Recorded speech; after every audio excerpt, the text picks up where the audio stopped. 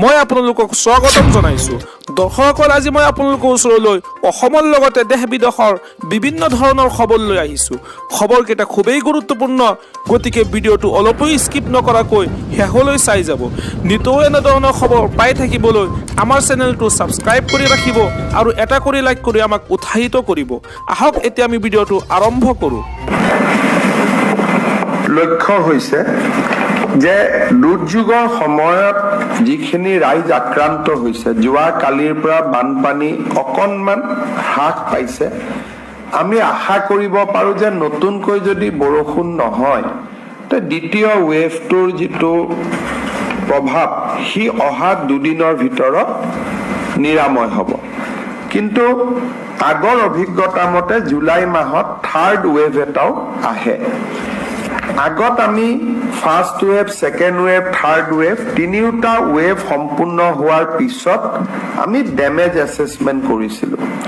কিন্তু আজি আমি কেবিনেটত নিৰ্ণয় ল'লো যে ফাৰ্ষ্ট, ছেকেণ্ড, থাৰ্ড যিমানটাই ৱেভ নহওক কিয় 15 আগষ্টৰ আগতে আমি ৰাইজক যি ধৰণে পাৰোঁ ক্ষতিগ্ৰস্ত ঘৰৰ বাবে, পশুধনৰ বাবে, য'ত যেনেকে আমি যি ধৰণে ৰাইজক পাৰোঁ আমি সহায় কৰিম। আৰু সেই উদ্দেশ্যে বিষয়াসকলক সচেতন কৰিবৰ বাবে, চেন্সিটাইজ কৰিবৰ কাৰণে আমাৰ কেইবাজনো মন্ত্ৰী অহা কালিৰ পৰা বিভিন্ন জিলাত 3 দিনৰ কাৰণে বাহৰ কৰিব। ডিব্ৰুগড় আৰু তিনিচুকীয়া জিলাত মন্ত্ৰী ৰঞ্জিত দাস অহা 3 দিনৰ কাৰণে তেওঁ বাহৰ পাতিব। চৰাইদেউ জিলাত মন্ত্ৰী যোগেন মহানে 3 দিন বাহৰ পাতিব। চাৰ্কুল অফিচাৰ, DC সকলোৰ লগত ঘূৰি যাতে ডেমেজ ৰিপৰ্টিংটো খুব সোনকালে আহে, পৰ্টেলত আপলোড হয়, আমি যাতে তেওঁলোকক প্ৰয়োজনীয় সুবিধাখিনি দিব পাৰোঁ তাৰ বাবে চেষ্টা কৰিব। শিৱসাগৰ আৰু যোৰহাট জিলাত মন্ত্ৰী বিমল বৰা অহা 3 দিনৰ বাবে বাহৰ পাতিব। ধেমাজি আৰু লখিমপুৰ জিলাত ডক্টৰ ৰণোজ পেগুৱে বাহৰ পাতিব।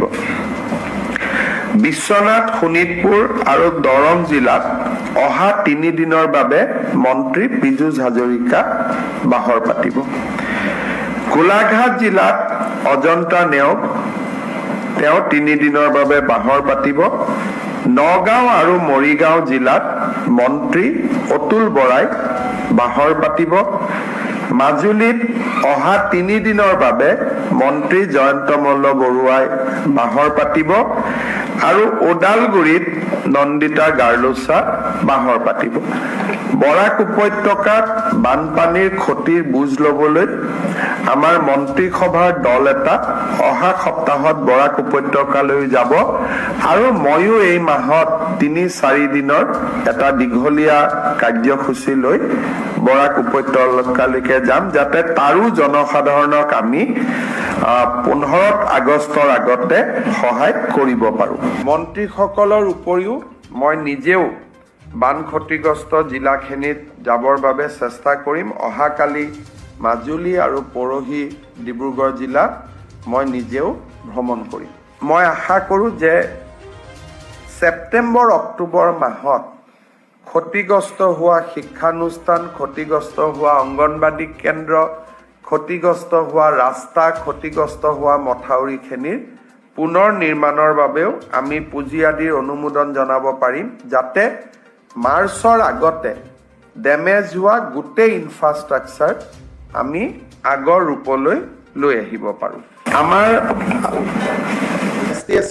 ST/SCৰ কাৰণে দিলে জেনেৰেলক কেতিয়া দিব?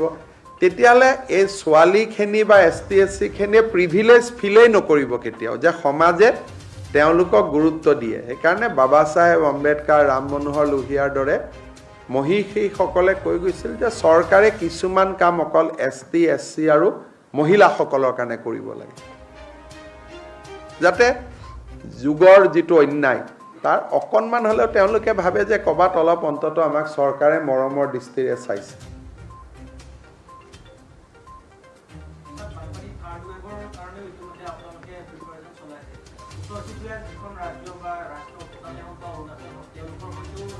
তেওঁলোকৰতো হাতত কোনো উপায় নাই।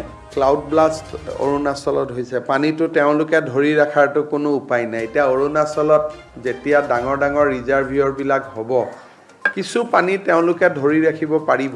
গতিকে যেতিয়ালৈকে চাইনাৰ বৰ্ডাৰত ডাঙৰ ডাঙৰ পাৱাৰ প্ৰজেক্টবিলাক নহয়, আমাৰ বৰ্ডাৰত নহয়, চাইনাৰ ফালে ডাঙৰ ডাঙৰ ৰিজাৰ্ভিয়ৰ এতিয়া অৰুণাচল গভৰ্ণমেণ্টে বহুতকেইটা পাৱাৰ প্ৰজেক্ট হাতত লৈছে, তেওঁলোকে পানী কিছু ৰিজাৰ্ভ ৰাখিব পাৰিব। নহ'লে ক্লাউড ব্লাষ্ট হ'লে গোটেই পানীটো আমালৈকে নামি আহে। আমি মাত্ৰ যোগাযোগ কৰিব পাৰোঁ। এইবাৰ অৰুণাচল চৰকাৰ আৰু আমাৰ যোগাযোগটো ভাল আছিল কাৰণে আমি পাছিঘাটত পানী হোৱাৰ লগে লগে আপোনালোকক খবৰ দিব পাৰিছোঁ যে নিবনুৱা যুৱকসকলৰ বাবে এটা সিদ্ধান্ত লৈছে যে এতিয়াৰ পৰা ইভেন APSCৰ পৰীক্ষা হ'লেও ST আৰু SC ল'ৰা ছোৱালীবিলাকে ক'তো মাচুল দিব নালাগে।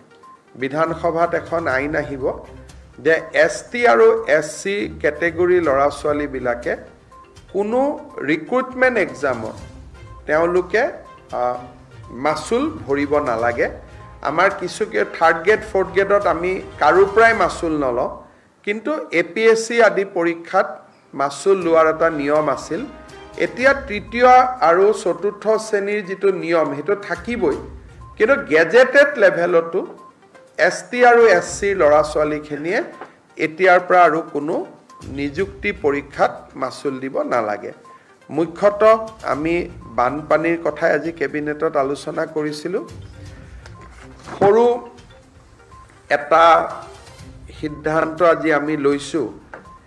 অসম গভৰ্ণমেণ্টে 2009 চনত বৰডিকৰাইত এটা হাইড্ৰ পাৱাৰ প্ৰজেক্ট বনাবৰ কাৰণে সিদ্ধান্ত লৈছিলে।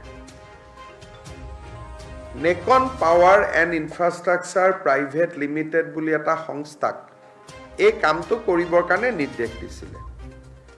2015 চনত তেওঁলোকে গম পালে যে ইয়াত এনভাইৰমেণ্টেল ক্লিয়াৰেন্স নাই, প্ৰজেক্টটো বন্ধ কৰি দিলে। হাইকোৰ্টৰ অৰ্ডাৰৰ কাৰণে আমি নেকন পাৱাৰ্ছক 100 কোটি টকা কম্পেনচেশ্যন দিবলগীয়া হ'ল। কিন্তু এনভাইৰমেণ্টেল ক্লিয়াৰেন্স নথকাকৈ প্ৰথমতে এই প্ৰজেক্টটো হাতত লোৱাটো এটা ডাঙৰ ভুল আছিল। আৰু পিছতো প্ৰজেক্টটো ক্লিয়াৰেন্স নলয়, পাৱাৰ ক্লিয়াৰেন্স নলয় 2015ত অসম গভৰ্ণমেণ্টে হঠাতে প্ৰজেক্টটো বন্ধ কৰি দিলে। কাৰো ওপৰত একশ্যনো নল'লে যে